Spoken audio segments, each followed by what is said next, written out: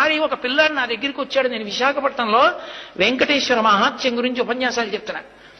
నేను వేదిక దిగి ఇంటికి వెళ్ళిపోతుంటే నా కభాలన కాళ్ళ మీద పడి ఒకే ఒక్క క్షణం మీతో మాట్లాడచ్చా అన్నాడు. నాకు అతని ముఖం చూసి అతను ఏదో చాలా ఉత్కంఠతో ఉన్నాడని, ఏం కావాలన్నాను. మీరు చెప్పినంత నమ్మకంతో నిలబడితే వెంకటేశ్వరుడు పిలుస్తాడా దర్శనానికి అన్నాడు. నేను హామీ, ఖచ్చితంగా పిలుస్తాడన్నాడు. నేను మీరు చెప్పినట్టు బతికి చూస్తానన్నాడు.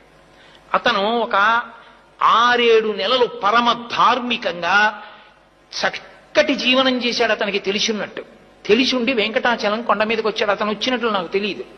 అతను కొండ మీదకి వచ్చి నాకు ఫోన్ చేశాడు. ఏమని ఫోన్ చేశాడంటే, నేను కొండ మీదకి వచ్చాను, మహాలఘు దర్శనం జరుగుతోంది, నిన్ను నమ్మి ధర్మాన్ని పట్టుకున్నాను. గురువుగారు చెప్పారు, ధర్మం పట్టుకుంటే నువ్వు దగ్గరికి తీసుకుంటా ఉన్నారు. నన్ను కూడా తోసేస్తారా? నన్ను దగ్గరికి రానివ్వవా? నువ్వు నన్ను దగ్గరికి రానివ్వకపోతే ఇక నా శేష జీవితంలో ధర్మం పట్టుకోను.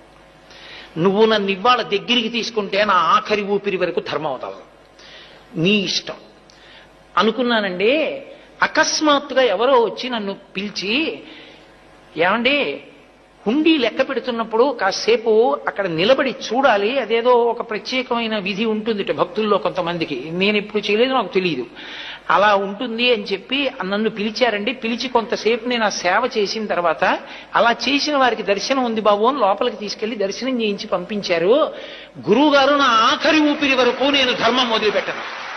నాకు అర్థమైంది, ధర్మాన్ని 6 నెలలు పట్టుకుంటేనే నన్ను అనుగ్రహించిన స్వామి నా జీవితాంతం పట్టుకుంటే నన్ను గుండెల్లో పెట్టుకుంటాడు.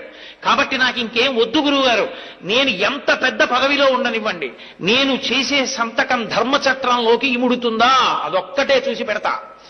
నేను బతికితే ధర్మానికే బతుకుతున్నానా, నేను శరీరం వదిలిపెట్టేస్తుంటే ధర్మానికి వదిలిపెట్టేస్తున్నానా? ఇదే నా జీవితానికి పరీక్ష. ఇక నాకు ఇంకొక మాట లేదు గురువు గారు, నేను ఇలా నిలబడిపోతున్నాను అన్నాడు. నేను మురిసిపోయా.